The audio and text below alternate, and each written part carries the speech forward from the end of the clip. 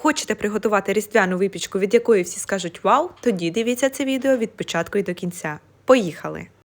У глибоку миску для замісу вливаємо 115 мл теплого молока. Воно не повинно бути гарячим, щоб не вбити дріжджі. До нього всипаємо 30 г цукру та перемішуємо до повного розчинення.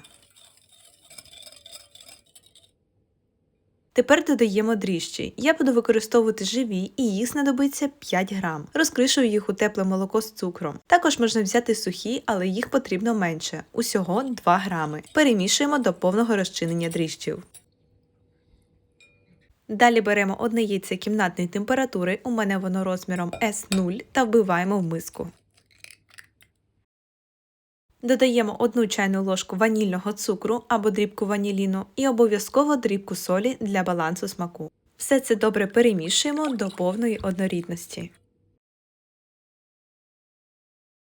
Тепер через сито вводимо 270 г борошна. Робимо це в декілька етапів, щоб не забити тісто. Його може знадобитися трішки більше або менше. Все залежить від якості борошна, розміру яйця та інших факторів. Після того, як просіяли першу порцію борошна, перемішуємо до однорідності, щоб маса стала гладкою і без грудочок. Потім додаємо наступну порцію борошна, перемішуємо і дивимось на консистенцію. Якщо тісто вже збирається докупи, то можна переходити до замісу на столі. Викладаємо тісто на присипаний борошном стіл, також посипаємо борошном зверху та трішки вимішуємо його руками, щоб воно стало менш липке. Якщо відчуваєте, що борошна забагато на поверхні, то приберіть його в сторону, щоб не забити тісто. І продовжуйте вимішувати. Воно повинно бути м'яке та трішки прилипати до рук. Тепер беремо 30 г вершкового масла, воно повинно бути дуже м'яким. Додаємо його до тіста у 2 прийоми. Спочатку половину і добре вимішуємо до повного з'єднання. І тільки потім додаємо другу частину і знову добре вимішуємо до однорідності. Після того, як вмішали все масло, продовжуємо вимішувати тісто. Можна розтягувати його та відбити об стіл. Це допоможе клейковині краще розвинутися, а тісту стати гладким і еластичним.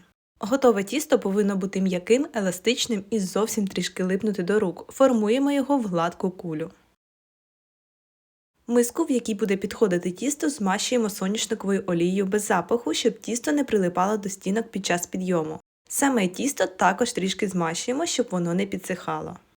Перекладаємо тісто в миску, миску накриваємо харчовою плівкою та робимо в ній шпажкою декілька отворів, щоб тісто могло дихати. І ставимо в тепле місце для підйому на 1 годину.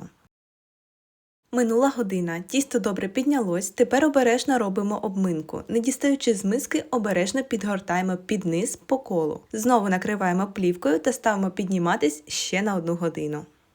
Минуло трішки більше години і тісто підійшло приблизно вдвічі. Тепер його потрібно поділити на 3 частини. Вага всього тіста 480 г, тому кожен шматочок буде по 160.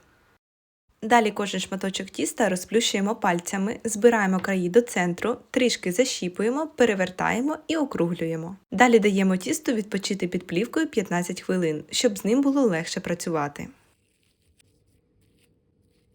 Після 15 хвилин відпочинку беремо 1 шматочок тіста і викладаємо його на стіл, присипаний борошном. Трішки розплющуємо його пальцями та розкатуємо в круглий пласт діаметром приблизно 34 см. Далі обережно, щоб не порвати, перекладаємо на деко застелене силіконізованим пергаментом та розрівнюємо. Беремо 60 г м'якого вершкового масла та половину рівномірно наносимо на всю поверхню тіста. Масло зробить тісто більш соковитим, м'яким і ароматним. Для начинки до 100 г цукру додаємо 7 г кориці та перемішуємо, щоб спеція рівномірно розподілилась. Тепер половиною отриманої суміші рівномірно посипаємо все тісто. Далі беремо будь-які горішки, у мене будуть волоські, можна їх попередньо підсушити, але це не обов'язково. Та за допомогою блендера чи просто ножем подрібнюємо їх у крихту. Посипаємо горішками всю поверхню тіста, більше в центрі і менше до краю. Розкатуємо наступний шматочок тіста так само і накриваємо ним перший шар із начинкою. Розрівнюємо, щоб тісто лягло рівно, де потрібно підгинаємо або розтягуємо. Знову рівномірно змащуємо всю поверхню маслом, яке залишилось. Так само рівномірно посипаємо поверхню сумішю цукру з корицею та горішками. Це був останній шар з начинкою. Розкатуємо останній шматочок тіста та накриваємо ним нашу майбутню різдвяну зірку. Розрівнюємо, щоб верхній шар покривав всю начинку. Далі беремо якийсь круглий предмет, у мене це кришка діаметром 11 см, ставимо її на середину тіста та робимо насічки. Спочатку з 4 сторін, потім кожний сектор ділимо навпіл. І так продовжуємо по всьому колу. Повинно вийти 16 смужок. Тепер прибираємо кришку та розрізаємо на смужки по наміченим лініям.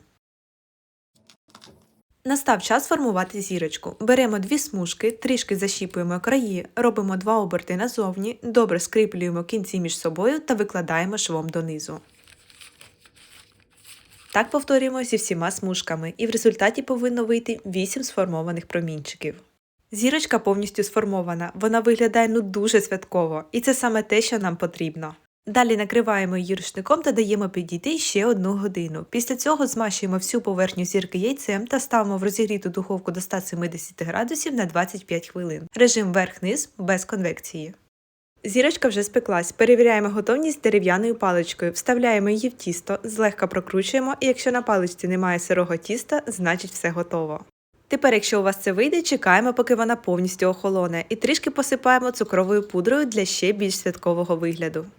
Така ароматна різдвяна зірка з корицею та горішками у нас вийшла. М'яка, ніжна і неймовірно святкова. Обов'язково спробуйте приготувати. Якщо вам сподобалось, ставте лайк, підписуйтесь на канал і напишіть в коментарях, з якою начинкою ви б зробили таку булочку. Дуже цікаво почитати ваші ідеї. До зустрічі в наступному відео.